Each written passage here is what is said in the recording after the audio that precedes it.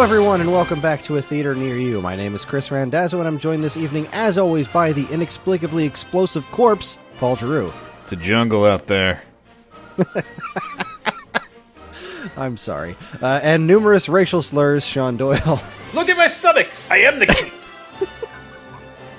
This month's letter was K. We wound up watching Sean's pick, King Solomon's Mines. Is it as good as Indiana Jones? Let's find out. But first, how are you gentlemen doing? Living the dream over here. Or lifing it anyway. Yeah, I'm good. I've been running all day. I've been going hard. Things are crazy at work, and then I came home and had to go to my son's school concert. So I just watched 50 fourth and fifth graders sing a song from Hamilton, which was an experience. That sounds lovely. Which song? The one that the My Shot. Oh, that one. Gotcha. No, I know them all because my wife is obsessed with Hamilton and has played the soundtrack top to bottom many, many, many, many, many times in my presence. Yeah, they skipped the part about being a orphan son of a whore or whatever.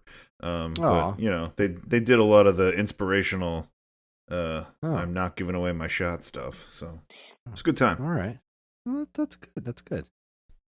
Well, I'm still recovering from COVID, kind of. I got hit by COVID since the last time we recorded, which was a really fun experience for all parties involved. Everybody in the house got it. And I'm pretty much back to normal now, except I'm still coughing, which I hate. But, it comes and goes. I haven't really been coughing much today, and then we get ready to go on the show, and I start coughing like crazy. Go figure. It's so unprofessional. It's funny you say that. We, even though me and my co-host Dan both got COVID, we didn't miss a week of Stone Age Gamer, but we did get an angry email from an anonymous listener complaining about how much we were coughing on the show. He's like, I get it, you got COVID, but coughing's gross. Use your mute buttons. So yeah, that was a good time. I like being called unprofessional. I have a mute button. See, I have a mute button for this conversation, but not on my recording device. So it's on my wire. So I guess I could just mute for everything, I guess. Yeah, you could if you wanted to. Maybe I made that joke because I was the anonymous listener. Oh. First off, I'm flattered you listen to my show. I don't. Maybe if you talked about crime and murder and stuff like that, I'd listen to it, but that's the only stuff I listen to. I'm a weirdo. We don't even talk about crime and murder video games all that much. Well, maybe you should. He just talks about baseball a lot. Maybe you should, and I'd be a listener. I Greg Coyle is a listener of my show. The famous, where was I going with that? That makes me think he listens to this show, and he had mentioned about I think he didn't listen to the one episode. It was Paul's pick. What was it? Drop Dead Gorgeous. Oh, right. Because he couldn't find the movie.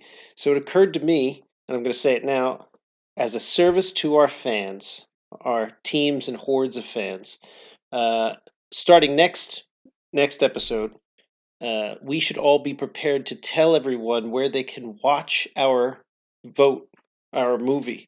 Okay. That certainly would have benefited me this time. As I don't think it would have, because the answer was nowhere. No, you sent me that link to watch it nefariously, and I brought it up on my laptop, and I was like, Jacqueline, we're going to watch it on my laptop. And she was like, we already figured out it's on the Roku channel, didn't we?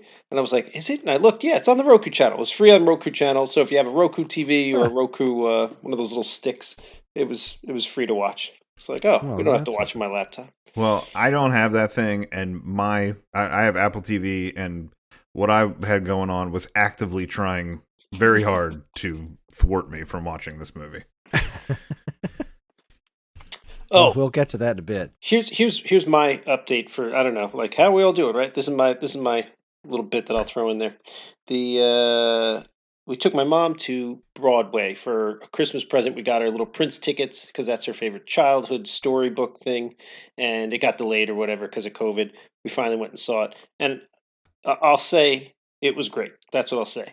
But at an intermission, me and my older sister turned to each other, and my sister goes, "Here are some thoughts.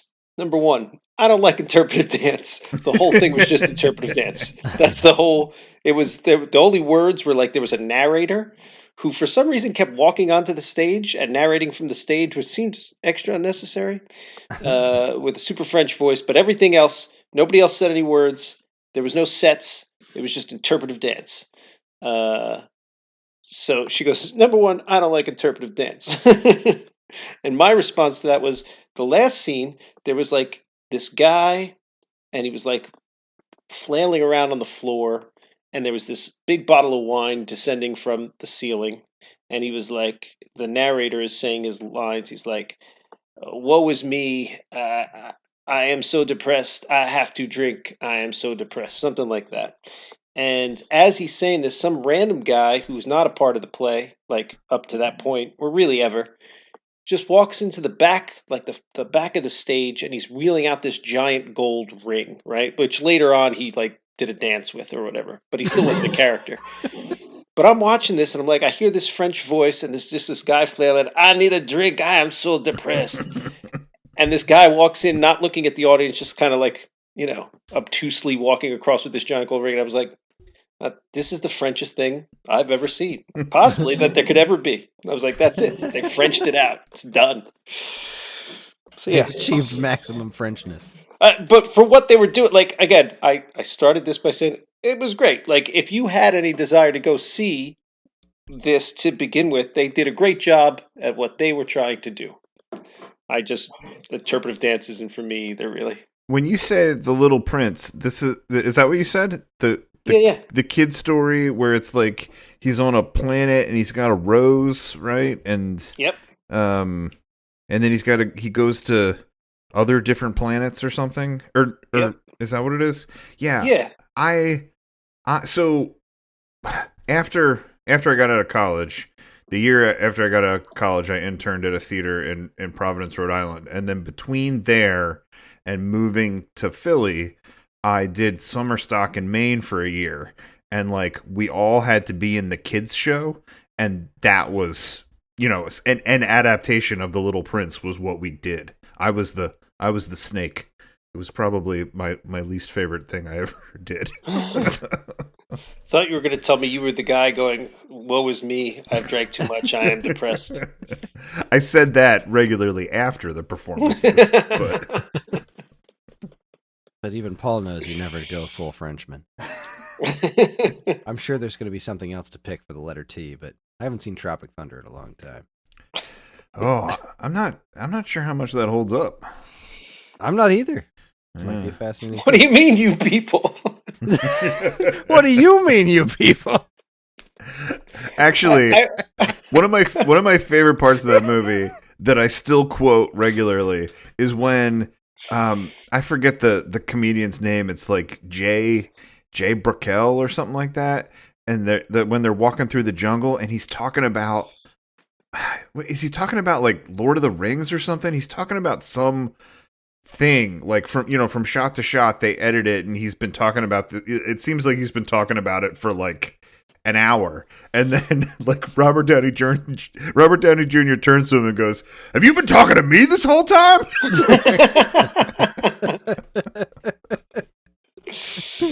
Yeah, it's been a while since I've seen it, but I remember that movie making me laugh a lot. Well, I tell you what didn't make me laugh a whole lot is we took the kids to go see the Sonic the Hedgehog 2 movie. Ooh. Which was just like the first one. It was fine. It was a kids movie. It had more video game references in it, which I thought was pretty cool. Jim Carrey was just being Jim Carrey. When you say that, is that a positive? Because I've never seen these movies, the Sonic movies, and when I see the previews, I think to myself, well, it's clearly a kids' movie, so but it doesn't look like it holds a lot for me. And then Jim Carrey gets on there, and I'm like, I don't know, maybe he's saving this. Maybe it's truly enjoyable. No. There's not enough of him to do that. No. Okay. I mean, like he's in the movie, but he's still saying, he's playing Jim Carrey, which is entertaining enough, but it's not like Dumb and Dumber. Like there's still only so much he can do. Right. Like he's having a blast, and you can tell he's having a blast. But it's like, it's the first one had the typical problem. Like you think back to one of the worst, live action adaptations of kids movies. It's like, oh, here's what we'll do. What happens if they get sucked into our world? And so like that was our first movie, and it's all right, Sonic's here in our real world, and isn't that fun? And it's not at all. And Sonic flossed a bunch of times, which was dated even when that movie came out, and that was a thing. So there's more flossing in this. They repeat a lot of the same exact beats, but this time it's like there's a bunch more of the characters, like Tails is there and Knuckles is there, and it's like they're trying to do this kind of fun video gamey adventure stuff, but then they have to touch base with all the human characters from the first movie. And then every single time that happens, the movie just grinds to a halt because I couldn't possibly care less about any of these people. It's just awful. Yeah, I see what you're saying. Like the natural thing to do in a sequel would be to bring in all the characters that you didn't have room for in the first one because you had to set things up that you want to then introduce Knuckles and Tails and stuff. But if it was a movie just about Sonic the Hedgehog, it'd be cool. But it has like all of his human buddies. Yeah, and like the stuff that was like Sonic and Dr. Robotnik and Tails and stuff is pretty neat. It's pretty fun. There's like an inexplicable dance-off number that was really weird, and lots of pop culture references that are totally lost on kids and totally lame for adults. So it's like, why is this here? But at the same time, like you're an hour or so in the movie, and then you're spending this like 15-minute heartfelt scene between like the main human character's wife's sister and her fiance or something. And it's like, my kids could not have been more, and the whole theater, every single time it was about human characters that weren't Jim Carrey, every kid in the theater started talking. Like, just everyone got bored. Wow. It was remarkable. You just the noise level would just start picking up with every kid being like, I'm bored, I don't want to, and then Sonic and Knuckles would start fighting each other and be like, oh, okay, we're back in. So, that was neat. But we were talking about this just a second beforehand. There was a trailer for Top Gun before this, which still isn't out yet. They've been. I feel like I saw previews for it years ago. And right, it was like 2020. Was that when it was supposed to come out? I think it was supposed to come out the summer of 2020 because I remember looking at, looking at the list of movies. Who knows what I was looking at? Maybe it was like the Apple trailers or something because I go to that sometimes. But it was all like, here's the whole schedule of stuff coming out in 2020. And it was like Top Gun, Ghostbusters. I forget what some of the other ones were, but I was like, dude, is this like 1985 again? What happened? All right, so it was originally scheduled for release on July 12th, 2019, but it was then postponed to quote, allow the production to work out all the complex flight sequences, and then COVID happened. So it's actually been delayed for 3 years. I can't imagine it's going to be worth it. Like, I'll probably go see it on $5 Tuesday night because it's an action movie, and I like the first one. It's for what it is. It's a fine movie. Like, you can make fun of it or whatever, but it's fine. It's an enjoyable movie. The second one, my guess is, will not be good. That's my guess. So I've never seen it. What, the first one? Top Gun? Yeah, I've never seen the first one. Yeah. Oh.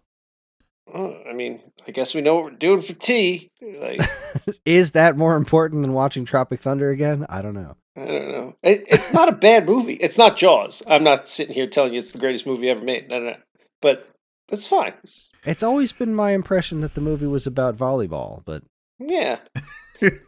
Oh, it drips with 1980. What year did it come out? Like 83, 84? It's like soaked in that 86. Year. I played a lot of the NES games. They also fly planes. Sure. Huh. Just so you know. Is that like between bouts of volleyball or? Hang on. Speaking of you not seeing Top Gun, but then you're also talking about all these other like parody movies that are your favorite thing, like Naked Gun and Airplane. So does that mean you haven't seen Top Gun, but you saw Hot Shots? Oh yeah. Oh my God, Chris, you're a mess. And I freaking loved Hot Shots. I think that just goes to show you don't actually need to see the source material. I understood that there was lots of volleyball and it was about planes and somebody yells, Maverick! No, I'm good. Yeah, that's about it. You got it. I got the gist of it. So the other trailer that we're actually genuinely interested in, there was a bunch of kids movies in front of it, obviously. All kids movies and Top Gun, which was very strange. But so they're doing a movie adaptation of The Bad Guys. Yeah. I've seen this trailer a couple times. Nate's excited about it. John loves these books. He's been reading these books for a couple of years now. He absolutely adores these books, and they're really good. They're super funny books. But it's wild because we keep seeing the trailer, and it's like, wow, that's really different from the book. And like John's still pretty into it, but we had this interesting conversation with him last night. Like, so what do you think you're gonna like better, the movie or the book? Because the movie looks pretty different. He's like, and he starts going through all these things in the trailer that are different from the book. He's like, I don't know. They save the cat in the tree, but in the books they each save it one at a time. And this one they're all trying to save it together. And like, he's going through like all these individual points from the trailers that are close to the book. Like Miss Tarantula is not in the book. There's a Mr. Tarantula that shows up in like book 3, but Miss Tarantula is not a character. And like Shark is usually a lot more quiet, and it's super fascinating how like he's breaking down all the characters. But like there's this one intrinsic difference. Like in the trailer, they're saying that the whole thing, them being a good guy, is a trick. And the whole premise of the first book is that Mr. Wolf is just like, we should be good guys because good guys are good. And like he tries to convince everybody else to be good guys genuinely, not in like some sort of trick so they can keep being bad guys. So it's going to be interesting. It's going to be fun to watch that movie with him, having him being like the expert on the source material and then like telling us what he thinks of the changes that they made. Probably shouldn't bring this up because it will send us down a rabbit hole, and I hate doing this, but you know, I often don't look at trailers and think about the source material, you know, like I mean, I guess it's not that frequently that like there's a book or something that's coming out as a movie that I'm like, ooh, how will it be different? But I'm almost done with this Jason Aaron run of Thor. Yeah, and did you guys see the new trailer? I did, yeah. I did not see the new trailer. I'm excited about it. I do this thing where I avoid trailers as much as possible because at this point they just tell you the whole movie. It's really out of control. This trailer does not. No, it most certainly does not. Leaves me with a lot of questions, and I'm like not like I needed to be sold on it, but at the same time, like I just kind of wanted to see what's the general premise that they're going for here, and it's very interesting. And I know you asked us not to talk about Moon Knight, but this last episode did a lot of weird things too. I was like, okay, now I really don't know where this is going, and that is cool. So I'm very excited about all this. You can't talk about Moon Knight because instead of watching Moon Knight last night, I watched the sequel to this stupid movie that we're supposed to talk about today. I didn't watch Moon Knight yet either, but like last night's episode, so I'm with Paul. Yeah, all right, cool. Well, brace yourselves. It's a wild ride. The only other thing before we jump into this one that I want to say, and this is totally nerdy, but it is very movie related, and it was super, I think it's just the super coolest thing. So a long time ago, I mean, I'm talking like this must have been 1986, I think. There was, in Japan, an animated Super Mario Brothers movie. It's only ever released in Japan, and it was only ever released in theaters, and I don't think it ever got a home video release even. Like, this thing is super obscure, rarely seen in any sort of condition outside of Japan. Some crazy people just finished this week remastering. They got their hands on an original film, they remastered the whole thing in 4K, and added English subtitles to it, and it is for free, available on YouTube, and there's like a couple of places where you can download the 4K movie. It is a fascinatingly weird movie about how like Mario and Luigi are like regular people, but like obviously very Japanese. Like there's lots of drinking tea, and Mario's playing a Famicom, and then Princess Peach comes out of the TV and Bowser comes out of the TV and they suck the Mario Brothers into the Mushroom Kingdom. It's super weird. I haven't watched the whole thing yet, but it's a gorgeous remaster. It's unbelievably well done. Like, the movie looks really, really good. Kris, if it does not have Bob Hoskins and John Leguizamo in it, I don't want anything to do with it. Absolute I want crap. nothing to do with it. What about Captain Lou Albano and Danny Wells? Would they be good enough for you? Yeah. Definitely. Do the Mario, swing your arms from side to side. Come on, it's time to go. Do the Mario. So I can't wait to watch that. I asked John if he would watch a movie with subtitles, even if it was a Mario movie, and he said no. I'm with your son. I can't do it. I can't watch subtitles. I'll take the worst dubbing in the whole world. I can't handle subtitles. I wish somebody would dub this movie. It would be fascinating. Because, like, there's going to be a Mario movie before the end of this year. And we've seen nothing about it besides the weird-ass cast, which is, like, completely bananas. But, I don't know. Maybe some fans will make an English dub of this movie someday. Bowser sounds really weird. Now, just to piss off Sean, all my picks are going to have subtitles. Oh. There's this zombie movie on a train that I really want to watch. People keep telling me about, but it's subtitled only.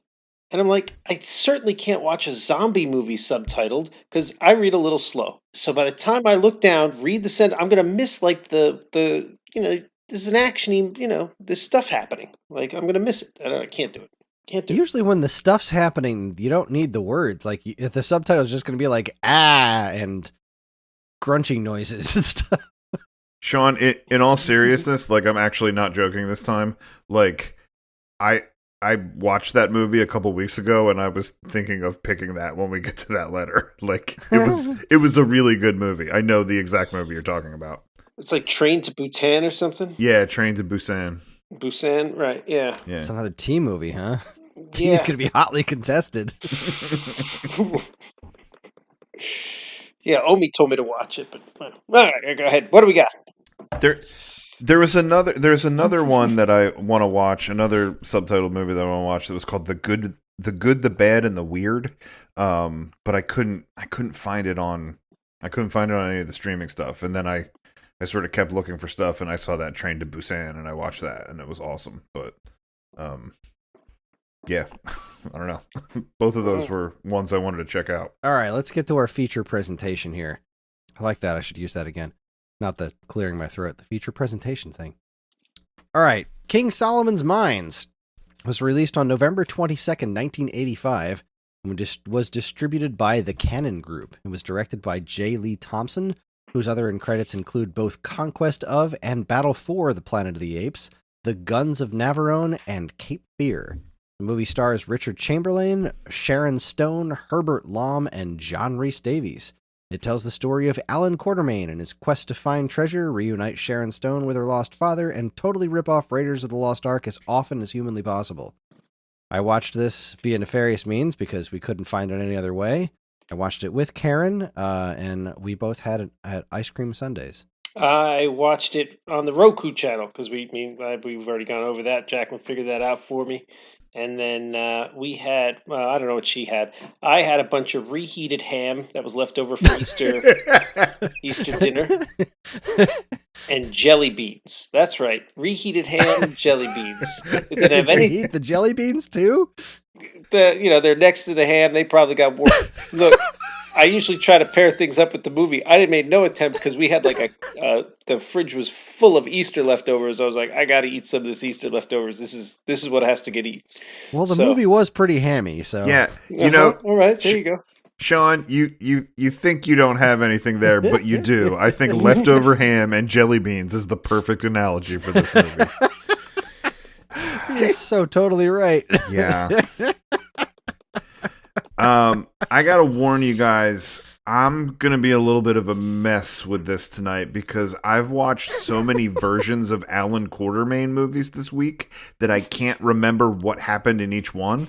And we're gonna be talking about this, and I'm gonna be like, yeah, when the big tarantula came out of her dress, and you guys will be like, what? That was not in the movie, Paul. And I'm gonna be like, oh, that was the other one. So here, this is my saga with this. I I tried to watch it on Sunday night. At the same time that I was watching it. Yeah, at the same time that you were watching it, because we were texting about it.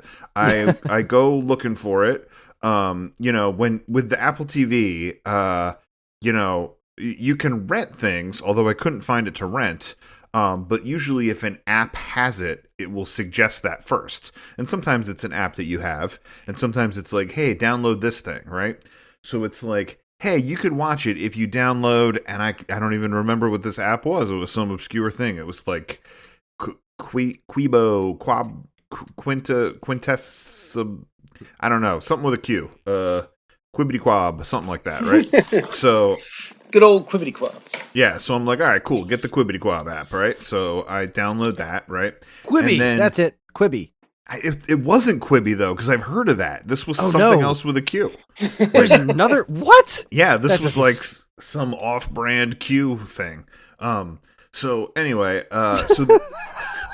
so then this... It's the QAnon app. That was my problem. I downloaded the QAnon app. That's why I couldn't find it. Yeah, it claimed to have both the Richard Chamberlain 1984, 85, whatever this was, movie, and then also a Patrick Swayze miniseries of King Solomon's Mine that was made in like 2004 or something, right? So I clearly clicked on the one that was the movie we were supposed to watch, and both were the Swayze thing. One just as a miniseries, and one with all the episodes jammed together to turn it into a movie, right? One was admitting what it was, the other one was trying to pretend it was something else. And I swear to God, when I read the description, like I swear when I read it the first time, it said like Patrick Swayze and Sharon Stone or something like that, and then I was like, oh, that's weird that she's in both of them. And then I went and looked at it again, and it said something totally different, and I was like, this movie is fucking with me. Like, this weird Queequab app is like totally messing with me. So I watched 3/4 of the Swayze one. It was a snore fest. Like, it was duller than dirt. But I watched a good bit of that just to kind of know what it was. Then Kris gave me the Nefarious Means one, and I watched it on Monday night. And the snack that I had was peanut butter and celery. And then the next day, when I got home from work, Nate and Sherry were out somewhere, and I knew they were going to be out until 7. And I was like, oh, I'm going to watch the, like, 50s one, because I saw that it was, like, free on demand. Because I looked everywhere, like, I even looked on, like, the TV channels. And I was like, I couldn't find the 85 one, but I found the 1950 one. So then I watched that. And then last night I rented the sequel, which is called, of the one we were supposed to watch, which was called Alan Quatermain and the Lost City of Gold. And that was an adventure. Oh, man. James Earl Jones is in it, and he swings a big fake axe that totally looks like a prop. Like, it was... Because James Earl Jones saw the first one and was like, I got to get me a piece of that. Yeah. Sign me up for this particular... this franchise right here. I want in on this. He was like, floor. Hold on, Bell Atlantic. I need to go over and do this Alan Quatermain movie. Well, Star Wars had wrapped up, so he figured he had to go somewhere. Yeah, I watched like 4 or 5 Alan Quatermain things, and I enjoyed none of them. Before I forget, so as I was watching this with Jacqueline, she had a great one-liner. She was like, about halfway through, she goes, I get it. It's extra racist Indiana Jones for kids, right? I was like, yeah, that's it. You nailed it. It's Indiana Jones, but he got his hat at Hot Topic. Oh boy, yeah, I had some fun some fun notes on this one. Karen and I just every now and then we just have a look at each other, or like she's doing her cross stitching and I watch the movie, and then somebody will be like, camel jockey, and we're just like, oh, ow. You towel-headed creep. Oh, boy. You guys think that's bad? Yeah, I'm sorry. I have you beat. In the sequel, all right. I'm sorry. I'm sorry. I'm skipping all over the place. I gotta tell you a little bit about the sequel. So the sequel, it has Richard Chamberlain and Sharon Stone in it. They're supposed to get married. So when the movie starts, they're planning their wedding. Their wedding and their honeymoon. They're going to go back to America to get married. Like Sharon Stone was part of this whole movie and like really seemed ill-placed in it. And I said to myself, like, why didn't Indiana Jones movies have this problem? And then I said to myself, oh, it's because he's with a different girl every time. Like they didn't have this problem because each one was a different love interest and a different adventure. But he basically they're gonna get married, and then he's like, no, these weird people came out of the jungle or something, and some friend of his was dying, and he found out that his friend and his brother went to go find this lost city of gold, and that they might be like hurt or injured or something. And then he's like, I have to go find my friends and my brother. And she's like, no, we're supposed to go get married, and he's like, no, I have to do this, right? So they pick up James Earl Jones along the way, like he's like their like African guide that like goes with them or something and protects them and carries this big axe that looks clearly fake.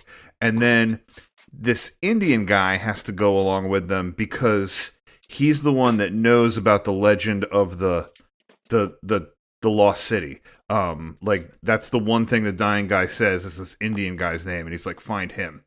So the Indian guy is clearly played by a white guy who is like all dressed in white with like a white turban on his head, and he has smeared makeup all over his face and like dark bags under his eyes.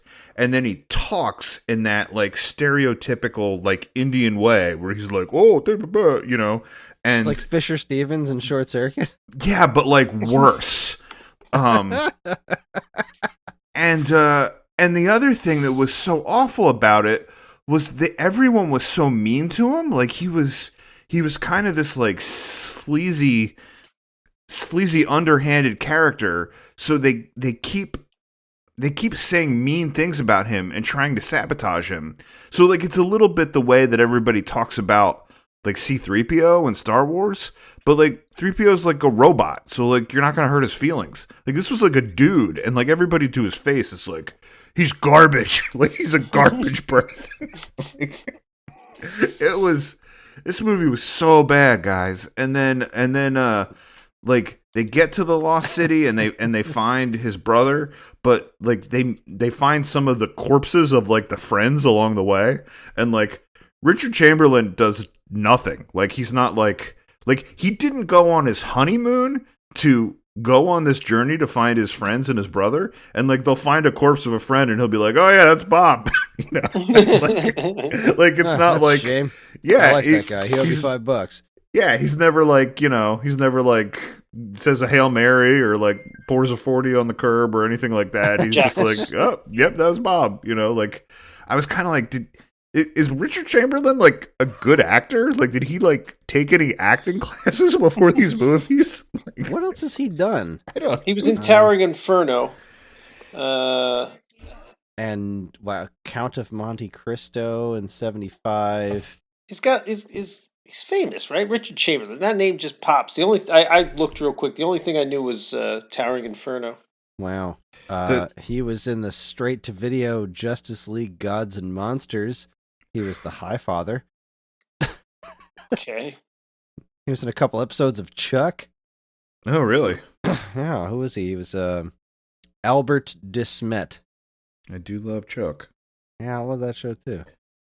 Well, the first one, the King Solomon's Mine, was slightly more watchable than the second one, but not by much. But you're saying the bad acting. I mean, bad acting abound in the first one, but I thought Sharon Stone's acting was like the worst. It was painful at times. And she was pretty brutal. And like she knows how to act. I've seen her in movies where she's a good actor, like not too far after this. I don't know what the big change was, or if she just, I don't know, maybe she was mad that her agent got her this job and was purposely acting bad. I don't know. I mean, maybe she's like, I've heard the same thing about Natalie Portman, where it really depends on the director. Like, she could be great or she could be terrible, depends on the director. So I had this same thought, and I actually looked it up on IMDb because I was kind of like, how could Sharon Stone be this bad? And to be clear, I think in a lot of ways she's very charismatic and sort of like pops on the screen, but like there was just a lot of awful acting and awful writing, which I do think was, you could also chalk up to the script and the director a little bit, but I looked it up because I was like, how is she this bad? And it did seem like this was one of her first gigs, like not really. It seemed like she'd done a lot of TV, but not a lot of movies at this point. So that was one thing.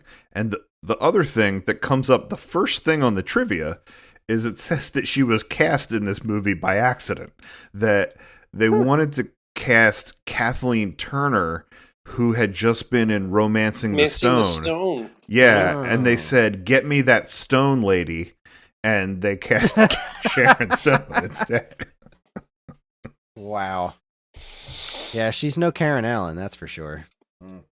Her acting jumped out as being bad, although everybody's was, and then except John Rhys Davies. I was going to say everything. Yeah, except him. Like, even though his dialogue is terrible and what they have him doing half the time is stupid, like when there's a close up on his face and he's giving a line, it's like, no, that guy meant that shit. Yeah, like he's amazing. I'm momentarily frightened. He makes a great villain, I have to say.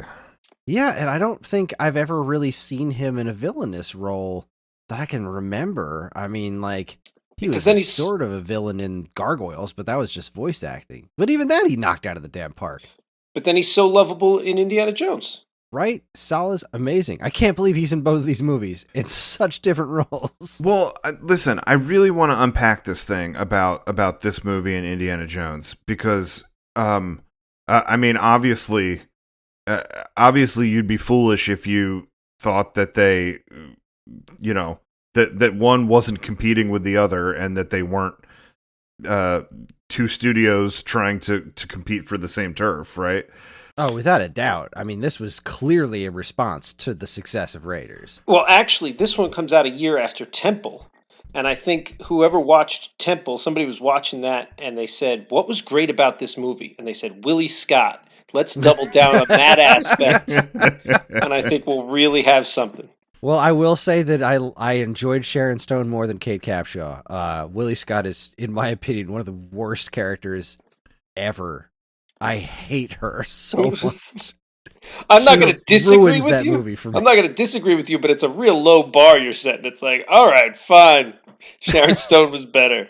Yeah, all but right. You know what? If you hate Temple of Doom because of Willie Scott, just watch this movie and then go watch Temple of Doom, and you're gonna love it. Yeah, Temple of Doom definitely comes out way ahead.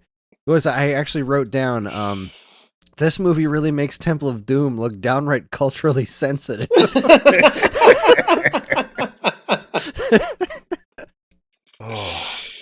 Boy, oh boy. Well, so I did a little bit of a deep dive too.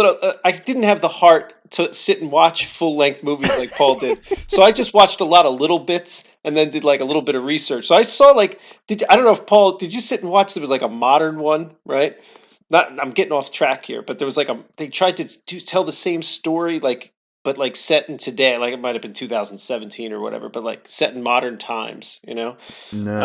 I didn't get far. Are you talking about the librarian thing with Noah Wyle? No, this was called. I think it was actually called Alan Quartermain. It might have been Lost City of Gold or Temple of Todd. Temple is right, but it was like a modern take on it, and it was like the Temple of the Crystal Skulls, the Temple of Dan Aykroyd's Crystal Skull vodka. Oh boy, there's something in development. Alan Quartermain and the Oriental Death Stone. What? That's definitely got to be super culturally sensitive. That one. Starring who? Just in the title, we're getting It there. doesn't say anything on IMDb other than this project is in development. That can't be true.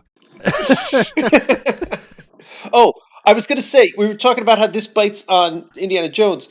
I came across this thing. Apparently, Indiana Jones was heavily influenced by the old Alan Quartermain stories. Yeah. So that was taken from Alan Quartermain, and Alan Quartermain showed up and took it back. Well, I do. So kind of a swing and a miss there. Are we talking about Alan Quartermain and the Temple of Skulls from 2008? What I was just talking about, I couldn't even tell you. Maybe I didn't watch that one. From the story that inspired Indiana Jones, I have no idea who stars in this. This looks fascinating. Oh, I didn't recognize any of the actors in the one that I watched. And again, I only watched like 15, 20 minutes. I was like, nope, had enough of this one. Okay. Someone named Natalie Stone. Listen. I have to try to get this out. It's a little bit of a mess. So bear with me for a second here. So, so I think part of my whole thing with watching all these other ones is I sort of had to understand what this thing was that I had just experienced, right? Like I had to understand why it was so Indiana Jones adjacent. And the other ones that I watched, the Swayze one that was boring as fuck, and the 50s one, which actually the Swayze one and the 50s one were remarkably similar. Really, both of those movies are way less adventure movies and more romance movies. Like, I would say they're a little bit of both, but like, I think they're more heavy on being romance movies. Like it's this conceit that you guys sort of touched on with the Willie Scott thing. But it's like it must be like a sort of broader conceit or an idea, right? Where you have somebody that is a sort of like an unrefined brute, right? Like somebody that is like the like unrefined brutish wilderness guy, and then you have this sort of upper society woman, and it's this like, how are they going to do this push and pull thing because they're so different, and then how are they going to fall for each other? Like, that was literally how those other two movies worked. And I think they were supposed to be adventurous because it was a safari and it was lions and tigers and blah blah blah, but some of the 50 stuff seemed really tame in terms of any of that stuff. Like, it was really, to me, I thought it was really like a romance movie, right? And then this one, the 80s one, was definitely an adventure movie. And the other thing that was crazy about it is, like, the 80s one started like in the middle of the other ones, right? Like in the other ones, he had to meet her. He had to find out that her father had been kidnapped. You saw the father being kidnapped. There was like a whole, like, there was literally like 40 minutes of movie before the two of them ever leave on the safari. Like, with the 80s one, you jump into it and it's the two of them together, almost to a fault, because there's a lot of exposition that's like not spelled out, right? And I think it was so that they could do more exciting stuff, more Indiana Jones stuff, right? That we went from a truck chase to a train chase to a plane to cannibals and them like rolling around in a big pot, right? And oh yeah, when they made out in that big pot full of human broth, that was hot. Yeah, and with the lion outside just staring at him. Just staring at him in a pot full of human broth. Yeah, this is the moment. The cannibals, this is the love story I buy. The cannibals were still chasing them, and the lion is there licking his lips, and they just start going at it. Like, the lion is literally there watching them about to bone, and they seem unfazed by the danger that is right outside that pot. And that they are in a pot of human broth. But yeah, sorry, the Indiana Jones stuff, right? Like there was a lot of stuff in this that they literally did in Indiana Jones. The thing with the rugs, where she's rolled up in the rug, like that was in I think that was in Raiders of the Lost Ark. That was in Raiders. They put her in a big basket, right? And they recreated the airplane fight with the big Russian dude. They recreated that on top of the train, like basically shot for shot. But there was some stuff that was in this movie that, to me, I associate more with Indiana Jones and the Last Crusade, right? The chase on the top of the train.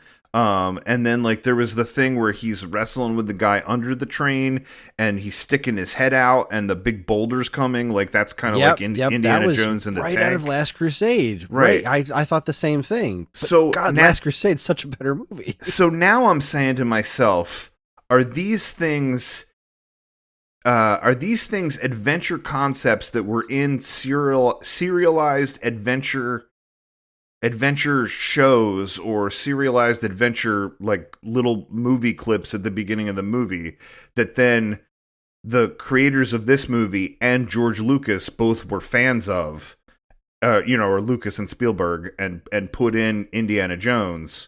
Or is some of this stuff relevant to Alan Quartermain adventures and wound up in both this movie and Indiana Jones? Or heaven forbid, what if they're not in either the 50 serials or the Alan Quartermain adventures, and Last Crusade actually stole that from this? They were like, that was a good scene. We should have done that, but better. Well, that's... That I'm totally into. If they were like, all right, we can do this. Well, that thought crossed my mind as well, right? Because I'm like, Lucas and Spielberg had to see that and be like, these fuckers, they tried to copy our movie. Let's do the same thing they did, but better. Let's show them how sucky they can be. That would crack me up if that was the way it was. But no, I definitely noticed those things too, where I thought, wow, this is very Last Crusade, but this is definitely older than Last Crusade. And I wasn't sure if it was before or after Temple of Doom, because I remember there being a couple of things that reminded me of Temple of Doom as well, but like, everything was just Indiana Jones, but worse. Like that was everything I saw in this movie was just, okay, we have this property, the King Solomon's Mine stuff, like whatever studio has this property, Indiana Jones is popular, so let's just do that. But we don't have any of the talent, but who cares? Let's just do it anyway. Sorry, what the internet seemed to imply is that this movie is King Solomon's Mines and the second one, the Lost City, were filmed back to back, like the shoot of one rolled into the other. So what I would imagine is that probably when this was filming, Temple of Doom hadn't been released yet. This was a direct response to the popularity of Raiders, and then probably Temple of Doom came out, and then this, even though they were probably shot around the same time. And then I think that when they made this second one, when they released the second one, that they were trying to, again, like really copy the whole Indiana Jones format, right? Because like Raiders of the Lost Ark, now it's called Indiana Jones and the Raiders of the Lost Ark. But back when we were kids, it was Raiders of the Lost Ark. And this one was King Solomon's Mine, and then it's Indiana Jones and the Temple of Doom and Alan Quartermain and the Lost City of Gold, right? Like, I think they were literally trying to keep pace for pace with Indiana Jones, and they just weren't popular enough to make a trilogy or a fourth one many years later. I'm shocked that this was popular enough to make a second one. They didn't give themselves the chance for it to not be popular. They shot it back to back. They shot them back to back. That's just crazy to me. That's a bold move right there. Sean, what were you going to say? Sorry. Oh no, my comment wasn't even that interesting. I was just gonna. Chris said something about the whatever studio had this, and I was just gonna point out. I'm pretty sure it's in public domain. I think the stories are really old. Like, I think like maybe the Alan Quartermain stuff goes back like 100 years now. I think it's all public domain, and that's why so many people are just pumping out. Like direct to DVD Alan Quartermain stuff, yeah. Right, because then nobody's paying for it. I don't think. Yeah, it's like the late 1800s or something, or maybe the mid 1800s. Yeah. Glorious. Oh, also, again, all things that went through my mind, right, was Lucas and Spielberg like, hey, we like these Quartermain things, we should do this. Oh, we can't get, we can't get that to happen. I guess there's no reason you couldn't get the rights to it if it's that old thing, but that they were like, you can't own the idea of an adventure guy. Like, let's name our guy Indiana Jones. That's a cooler name, Like, did kind of like which idea was first, and then who ruined it for the next guy was kind of what went through my head. Yeah, gosh, and that's just the conceptual. Like, I mean, we talked about the acting a little, but there were so many other problems with this movie that they ruined. I think they probably blighted this IP for, I don't know, probably 10, 15 years before there was another thing, right? And that other thing wasn't all that good to be good either. No. I wonder why somebody hasn't properly done this yet. It doesn't seem like it's inherently flawed, but like, if you really boil it down to its basics, but like, God, according to this movie, Africa in 1985 was literally just endless tribes who want to kill white people for fun. Like, it was, and the other thing that kept popping up in my head is like every now and then I'd be reminded that the whole premise of this movie revolves around finding a giant pair of tits. Like that was actually the thing.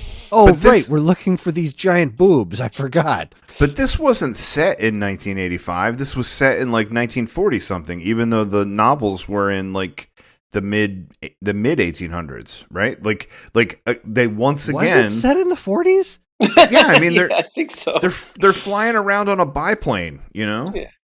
Right. Yeah. I mean, 30s, 40s, 50s, something in that. Huh. Based on the jeeps they're driving, the train, the right. guns. See, Indiana Jones had the decency to put a freaking date in the beginning. It's just like you figure it out. So I just assumed it was set around the time when the movie came out. I don't know. Well, again, oh right, there's Nazis floating around, so never mind. I'm an idiot. Yeah, but you know what? It's 2022. We still got Nazis floating around somehow, so that doesn't mean shit. Valid point.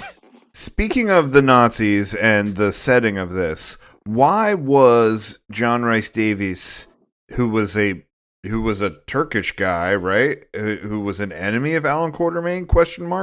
Why was he paired up with the German officer? Like, why were they working together?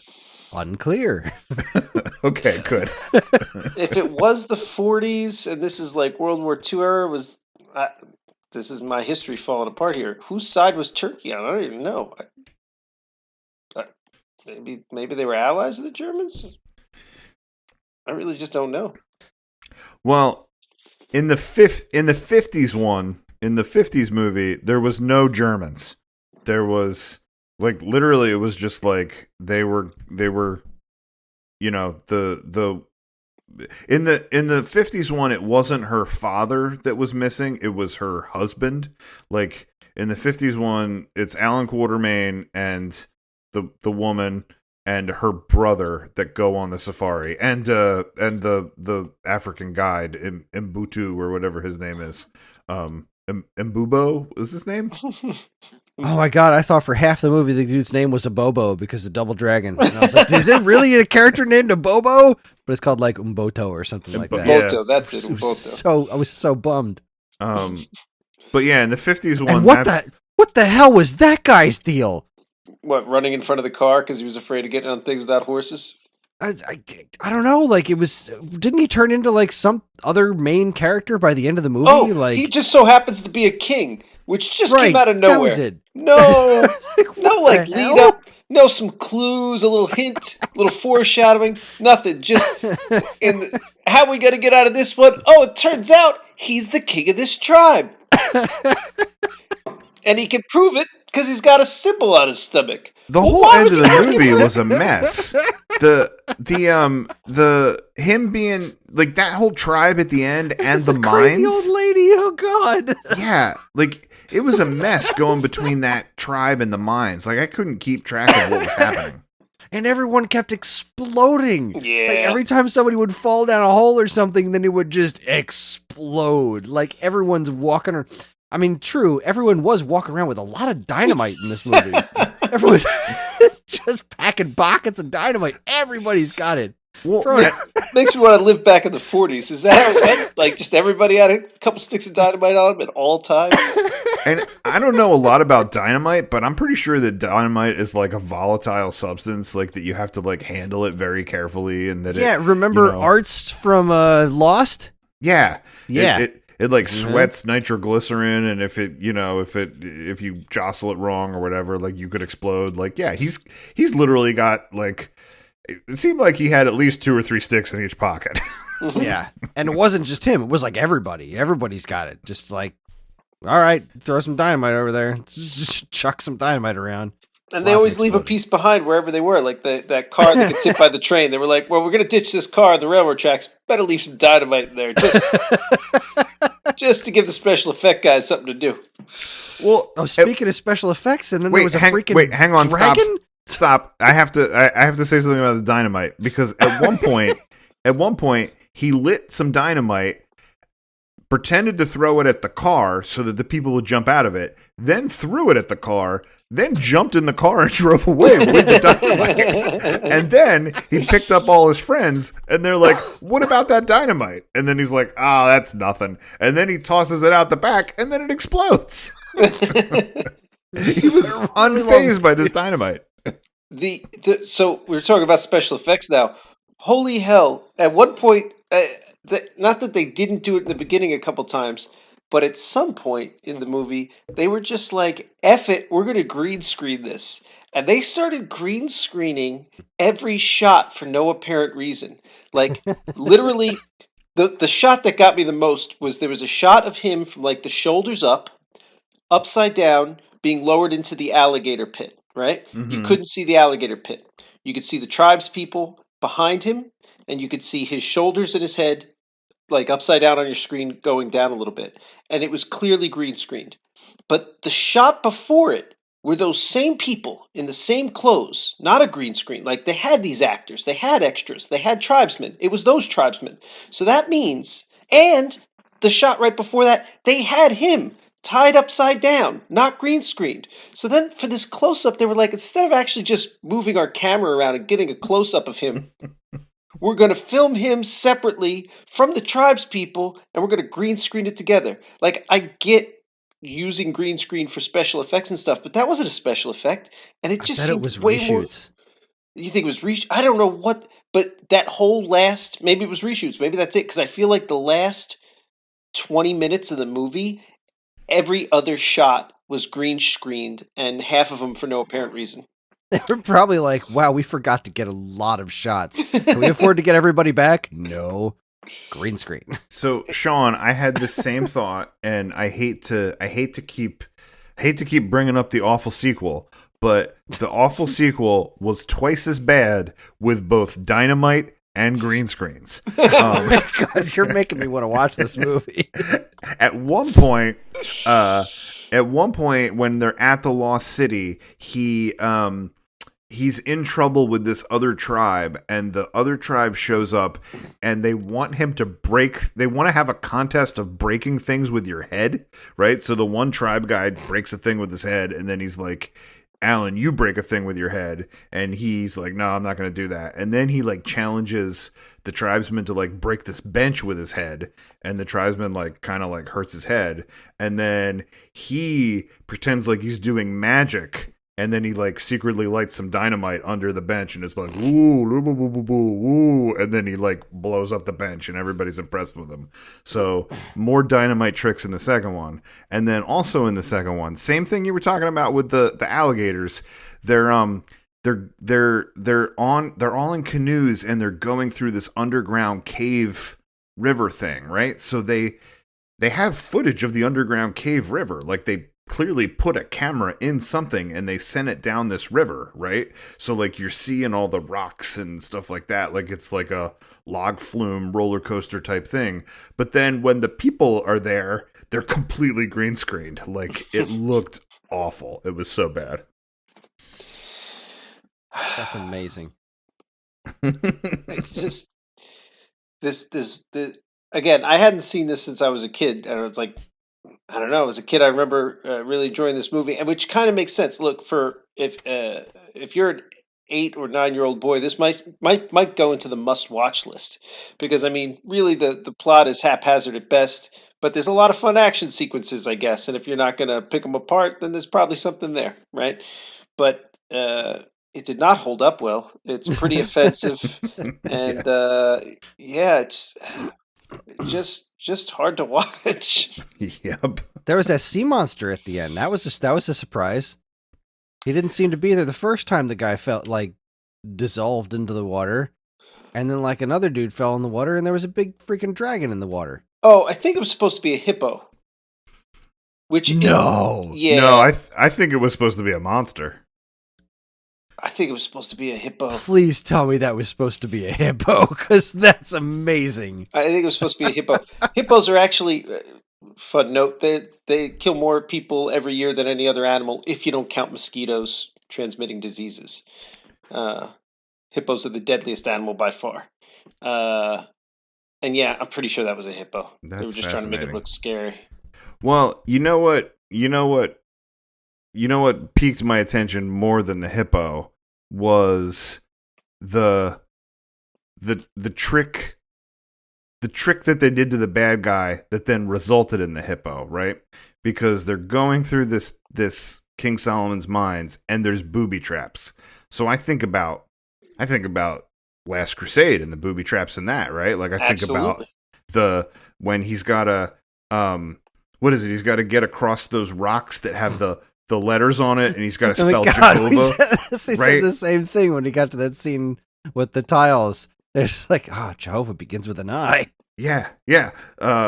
Great scene in Last Crusade, and then you hear Connery, talking out in the vestibule of that place. He's like, no, and what is it in Arabic? In Latin, Jehovah begins with an I. Yeah, I mean, it's like so good, right?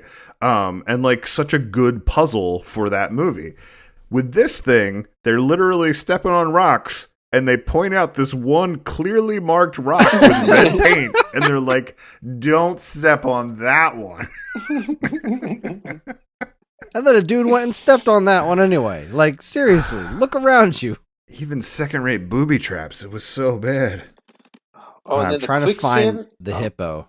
God, the quicksand scene. Oh, the quicksand scene. It was like there clearly something. Wasn't an issue going around. Nobody else had to go through the quicksand, so this was like a 10-foot square quicksand. And instead of going around, they were like, "Just kill all our own men." Just walk across their corpses. It'll be great. I guess that was supposed to highlight how evil those two guys were. I don't know. I guess. All right, I cannot tell if this is a hippo or not. I'm trying to fast forward to it too now. It's at 1 hour and 32 minutes. Oh, you're not going to trick me into putting this movie back on. Paul's like, never again. I don't give a damn if it is a hippo. I don't care how many hippos are in this movie. If it's a hippo, it's a freaking mutant hippo. It's got like all kinds of weird horns and stuff going on. You said 132? 1 hour and 32 minutes and like 20 seconds. All right. Well, there's the idiot steps on the rock, and then you've got I don't know, man. I can see where you get hippo from, but the nose doesn't seem quite right. I think that's a sea monster. Oh yeah. All right. Maybe I'm wrong. Maybe it's a sea monster. I don't know anymore. Maybe it's just a mutant hippo. I don't know. Again, I hate that I keep bringing up this sequel, but But I think it was a monster because in the sequel there was also monsters when they go into the passageway that leads to the Lost City. There's these like green snake monsters that look clearly like CGI, or no, I'm sorry, not CGI, like claymation. I was going to say like, CGI. That's no. Style at the time. Yeah, no, they look like claymation little monsters. Like they don't look like snakes at all. Like they look like I don't know. It looks like something from like the claymation, like the Ray Harryhausen stuff. You know what I mean? Like right. Yeah, I love the Ray Harryhausen stuff. That's why I thought it was that's why I thought that the hippo was a monster, because I saw monsters in the other one. Right. We've pointed out so many of the ridiculous things that have happened. I still have more on my list. Yeah, I mean, one or two others that are on my list, just to make sure that we touch on them quickly. Not that it's almost not worth it with this movie. It's like some of these things. It's like, yeah, he pole vaulted through lava with a wooden stick because. You know how you do, just like, really, that's where I'm going to draw the line. I don't know. I did appreciate. Oh, one thing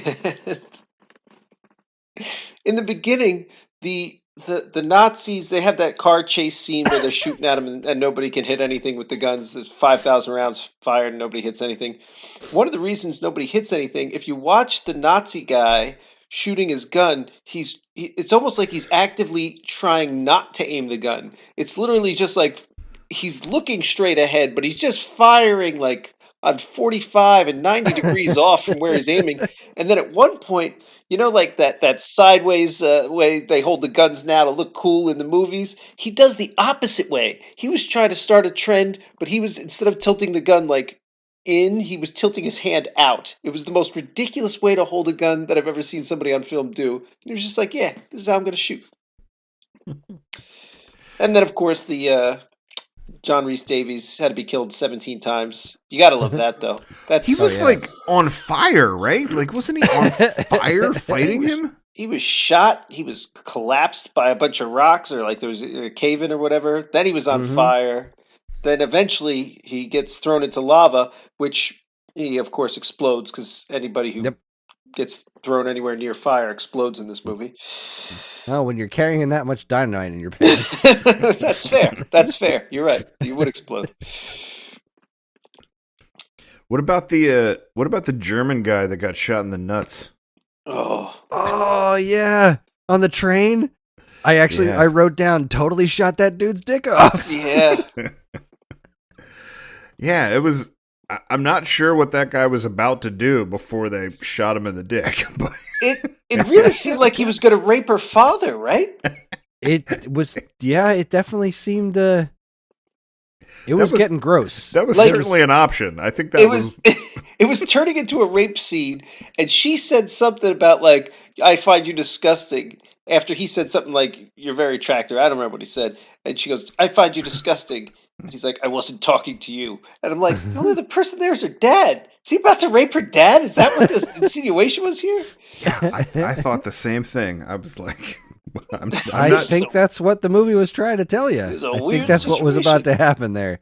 That whole scene was really something. Really something.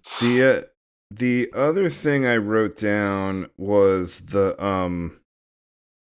thing about the people that live upside down. It was the next thing on my list too. What's up with the upside down people? And why did they wash their clothes? Well, I mean, I thought that whole scene was both stupid and racist. Like, it was. You are really not wrong. Bad. But they're talking about these people, this tribe of people, that they don't like the way that the world works, so they live upside down in hope that it will change.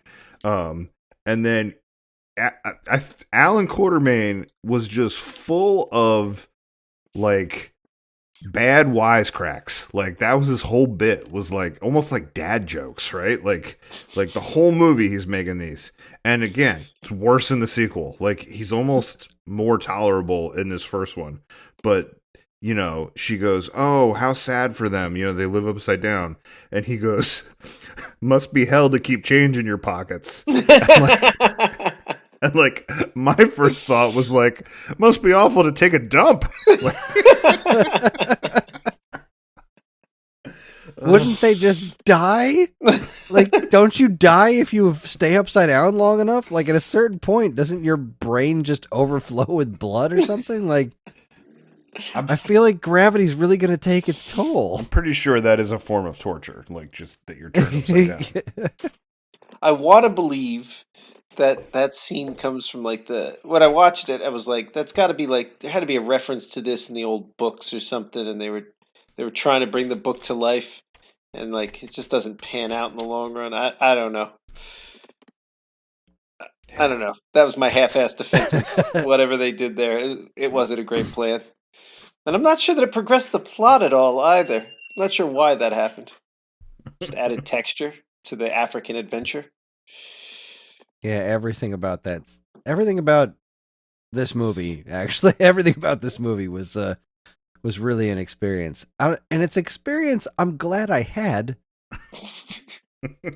It was a fascinating experience and has clearly been a lot of fun to talk about. But it was bad. Oh, yeah. Yeah. I can't recommend this to anyone in good conscience, unless, again, maybe if you're a 10-year-old boy, you watch Indiana Jones, you really love it, and you want more. Sure. That's it. Yeah, I agree with you completely. I went down a rabbit hole because I was very interested in how this all came to be, but I would never do it again, and I didn't enjoy any bit of it. But it has been an interesting conversation. I do have to say that. And we're all saying this now, but next year when they announce that there's going to be a big budget Alan Quartermain movie coming out, we're all going to go see it. God, yes. If they make a big budget King Solomon's Mine movie, I'm in. I'm thinking starring The Rock, right? I mean, clearly that's the only way to go from here. Well, yeah, The Rock. I could see The Rock. I could see Chris Evans. Oh yeah, Chris Evans. Yeah. Sure. Or what's Chris Pratt? Actually, I think he would be. You know what? You said Chris Evans, and I pictured Chris Pratt because I'm not great with actors' names, and now I realize that I was mistaking Captain America for Star-Lord. Star-Lord, yeah. Right, yeah. That's the better one. Who's also now both the voice of Mario in the new Mario movie and the voice of Garfield in an upcoming Garfield movie.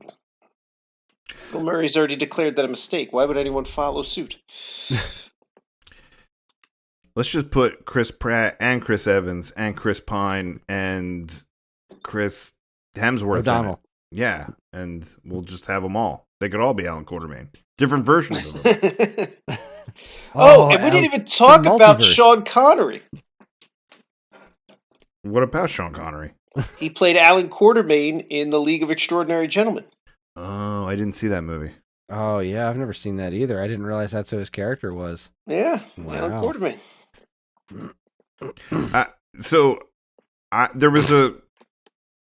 There was a joke I really wanted to play on you guys, and I guess I kind of forgot. I regularly do that bit where I pretend that I watched a completely different movie, although this time I did actually watch 3 completely different movies. But I wanted to try to pretend that I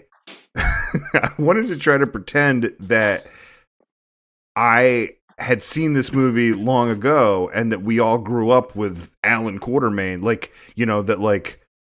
Basically I was going to try to convince you guys that last week when we picked our movies and I made that crack about Chris wanting to pick Kangaroo Jack because he didn't get to pick a Jerry O'Connell movie where he talked to CGI creatures like Joe's Apartment, and that he was going to pick Kangaroo Jack. I was going to try to convince you guys that by suggesting a Jerry O'Connell movie and a John Rhys Davies movies, that we actually became sliders, and that you guys went into a parallel dimension where there was no Indiana Jones, there was Alan Quatermain, and I was going to go like, yeah, remember all the great Alan Quatermain movies we used to watch? This great trilogy, and then they brought it back years later with Alan Quatermain and the Kingdom of the Crystal Skulls, and I was going to just see how long I could go pretending that I was from a different Earth that you slid into.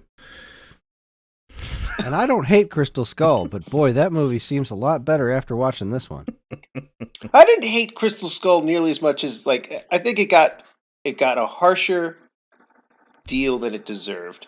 It wasn't as good as the first three, but people were like, "Oh, it's ridiculous. There's aliens. There's this." I'm like, really watch those first couple. They're ridiculous. It's not ridiculous stuff. Kind of the thing. Yeah. I don't know. I thought everyone was a little harsh on it. I completely agree. I mean, I personally like it more than Temple of Doom, not by much, but it's right around that level for me. I think Indiana Jones is at its strongest when he is searching for Judeo-Christian artifacts and where the Nazis are the bad guys. I think that's what's so great about Last Crusade is that they brought back all the stuff that worked from Raiders. Yeah. And that's what's great about this movie is they're killing Nazis. Is that what's so great about it? Even the music, it was like, let's make Indiana Jones-esque music. It won't be the same notes. Oh, the soundtrack was such a ripoff. Yeah. A couple of the early songs, I was like, I think they crossed the line. What is it? You get 7 notes in a row, and then it's the same song. I was like, I think they passed that. I think this is Indiana Jones music. It was also constant. Like, the score did not let the movie breathe at all. Not that the movie needed to breathe. It was a mess, but, like, it was like he would do one adventurous thing, and it would be like, da-da-da-da-da! And then like every single thing he did was underscored. It was like he had his own band behind him. Oh, glorious! Absolutely glorious. The other thing I wrote down at the end of this movie that I had to laugh about was there was that whole, you guys brought it up, the whole thing with the, what was it, Mbobo, and that he's really the king of that tribe. Oh, right.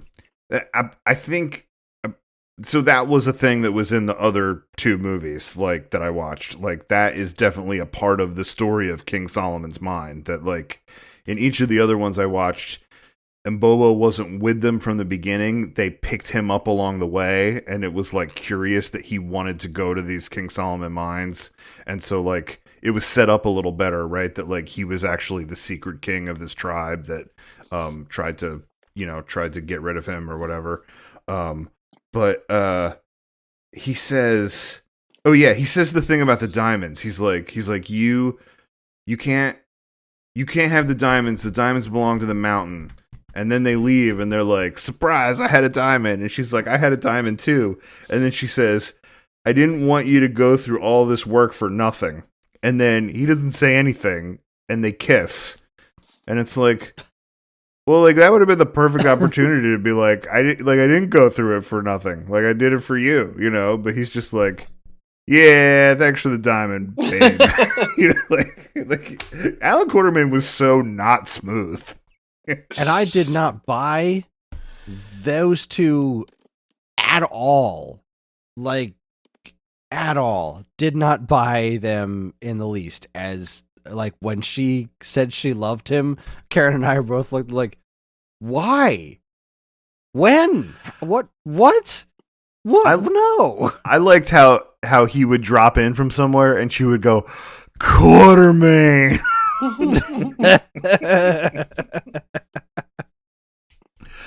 Well, let me tell you, Chris, if you didn't buy them in this movie, watch the sequel and you'll buy them even less. Oh boy. Well, that's I think the only other note that I had was I wrote, watching this guy eat rocks is really something. Oh, the German guy eating the diamonds? Yeah, that was that kept going. They just kept down that. It did. They really pushed that. Like, no, eat more. Eat another. Have some more. Like, we got it. We got it. Yeah, I got it. Okay, just keep rolling film. Somebody, and then they were doing the thing. They kind of overdid the thing with the whips in the other scene. I think somebody in this movie was pushing himself towards that early. They get that.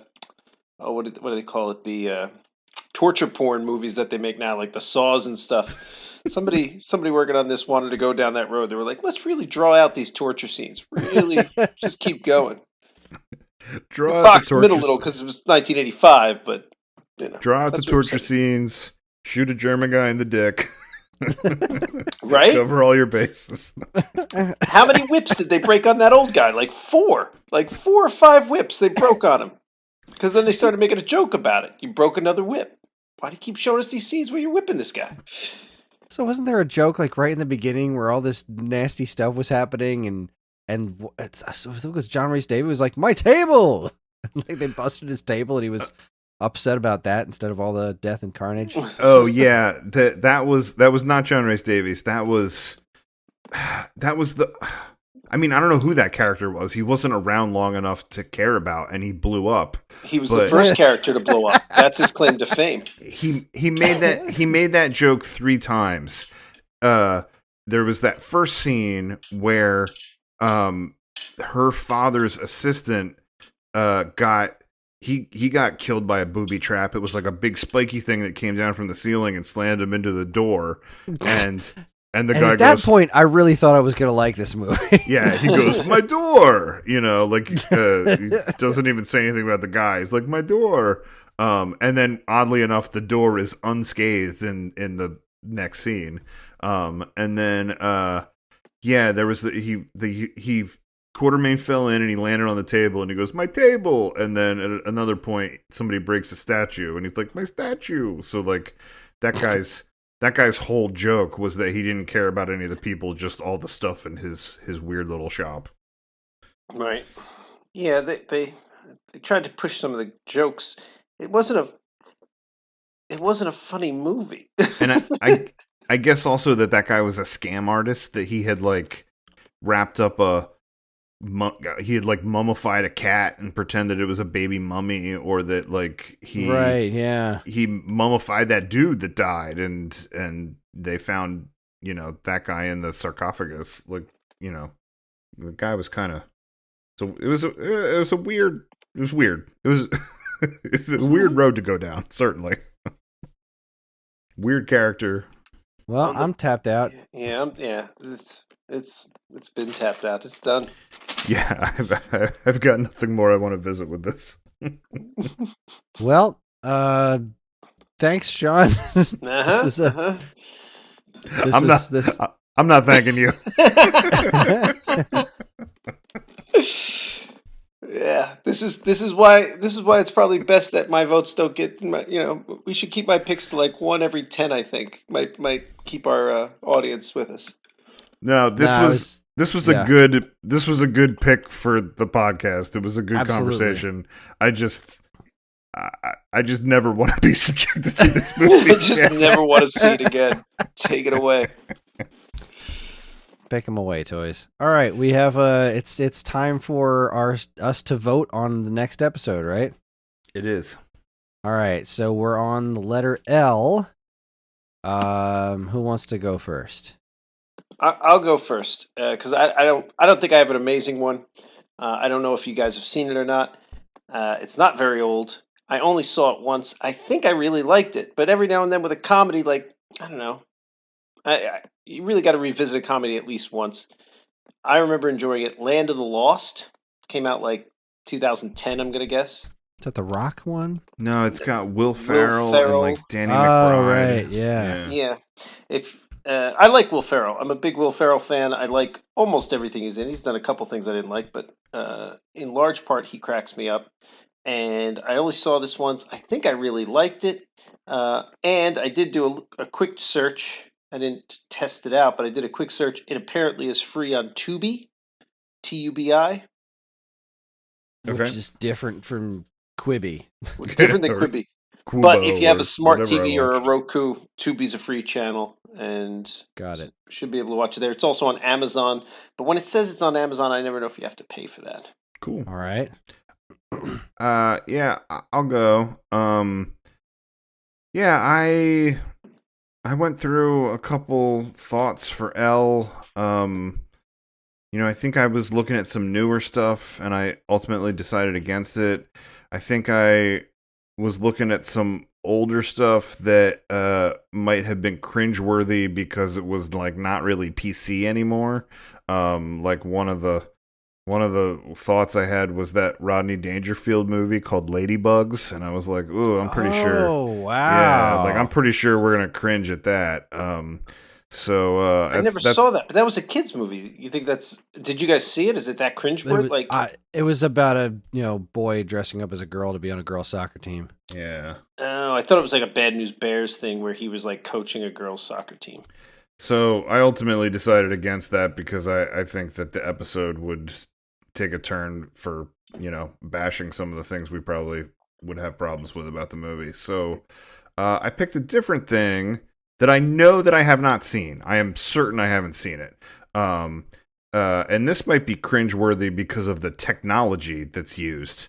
But this seems like it was a movie that everybody was talking about at one point, and I was like, have I seen this movie? And then I looked at the trailer and I was like, I definitely haven't seen this movie.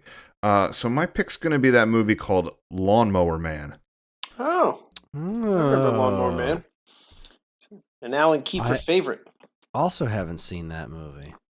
I've seen it, but it's been a long time. It looks a little silly as far as the virtual reality. But I know it was one of those like culturally relevant things that I should have seen. Yeah, and I haven't. So is that Stephen King? I think it's Stephen King. Yeah, it might be. Yeah. No, I again, I only saw it once a long time ago. I think it's all right. You're right that I'm sure the special effects haven't aged super well, but I'll bet other than that, it's not bad. That's my guess. Okay. Having not seen it when did that come out? Like early 90s, maybe? Yeah, it must have been. Yeah. All right. Well, I guess similarly, I'll go for another all-time classic movie that I've never seen. I've never seen Labyrinth. Oh gosh. Oh, that's a good movie, man. Yeah. So I've heard. Never seen it, which is crazy to me because I used to have a huge crush on Jennifer Connelly. So that's right up there. That's like, what's that? That's mid 80s. Mid 80s had 5 or 6 great fantasy movies like right in a row. It was like Legend, Labyrinth, Dark Crystal, Never Ending Story. It was just a good time for fantasy movies. Labyrinth has a bunch of Jim Henson creations in it. Yeah. And David Bowie. Yep. Doesn't get That's one of those movies. That's one of those movies even I can't believe I've never seen. But isn't your mom like a big David Bowie fan? I don't think so. Oh, I don't know where I got that from then. She's gonna listen to this podcast and be like, "What are you talking about, Paul?" All right. Well, let's hop on our text chain and vote. Oh wait. Okay. So I just looked it up real quick. Labyrinth's on Hulu apparently. I was in the process of looking up the other one, but I tried to use my computer and that doesn't go well. I don't want to talk about it. I figured I would look that up once we made our decision, but all right. Here we go. So we've got Lawnmower Man, Labyrinth, or Land of the Lost, the 2010 version. All right, everybody ready? Yeah, 3, 2, 1, fight. Yeah. Okay. Lawnmower Man it is. Wow. All right. You should watch Labyrinth anyway, man. I know I voted for Lawnmower Man, but I'm just saying, you should watch Labyrinth. It's a good movie. Your kids would like it. It's a kid movie. I mean, it's a 1980s kids movie, which in retrospect are pretty inappropriate across the board. Like all kids movies from the 1980s are just inappropriate for children. But it's a kids movie. Yeah, but I don't think Labyrinth is. I mean, like, it's no Monster Squad. Wolfman's Got Nards? Well, I don't even remember what was inappropriate about Monster Squad. Oh my god, there's so much. Did you watch that Cloak and Dagger? We watched that Cloak and Dagger movie, right? Like, they just "You should kill him, Billy. Go ahead, kill him." Like, it's super inappropriate. And then he does, and he's like, "I feel bad about killing that man. Nope, we gotta move on." This is weird. I don't think this is good for kids. I guess with all those movies, my main thought is, where were the parents? Where were your parents? Doing coke. Just off somewhere doing coke. It was the 80s. I'm trying to remember what was inappropriate about Labyrinth, and I, if I'm not mistaken, I'm pretty sure you have a pretty good view of David Bowie's bulge, like the entire movie. That's true, right? Like, I mean, it's prominent. There might just be some like kind of frightening imagery with the puppets and stuff at the beginning. I feel like at the beginning there's a lot of like sort of creepy puppets when they like right before they go into that world. But you know, now that we've talked about David Bowie's bulge, do you see that other puppet's penis when he's peeing on that fairy? Doesn't he pee on that fairy when she first meets that other puppet? He's definitely peeing. I think he's peeing on somebody. And you might see his penis. You know what I'm talking about, right? Hoggle? her little buddy, he like betrays her at one point. But when she first finds him, he's got it whipped out and he's taking a leak, and I think he's like peeing on some like fairy or a worm or something on the ground. Oh, I remember the worm. He's peeing on the worm? God, I know he's peeing when she finds him. I don't remember if you could see his puppet penis, and I think he's peeing on something. I think it's offensive. Because she meets that worm when she first gets there, and she's like, the worm's like, hello, and she's like, oh, right, no. He's not peeing on him. Or he's killing fairies. Is he killing? He's definitely, I don't know. We should watch it. We should watch Labyrinth just for shits and giggles. But we are going to dissect and assess Lawnmower Man. Yeah. I think I'll hold off on Labyrinth until we get to L again. All right, so Lawnmower Man, according to the internet, is available on HBO Max with subscription, or is available to rent or buy from Amazon Prime Video. All right. Great. I won't have a hard time with this one. Sweet. All right. Well, there you have it. That's our pick, Lawnmower Man. And that is going to wrap it up for us. A theater near you is a part of the Geekade Podcast Network, and if you'd like to get in touch with us to share your comments, movie suggestions, or whatever, you can send us an email at mail@geekade.com. We can also be found on most social media outlets and the official Geekade Discord server, all of which can be found in our show notes. Thanks for listening, everybody, and we'll see you next time in a theater near you. Dun, dun, dun, dun. Dun, dun, dun. Dun, dun, dun, dun.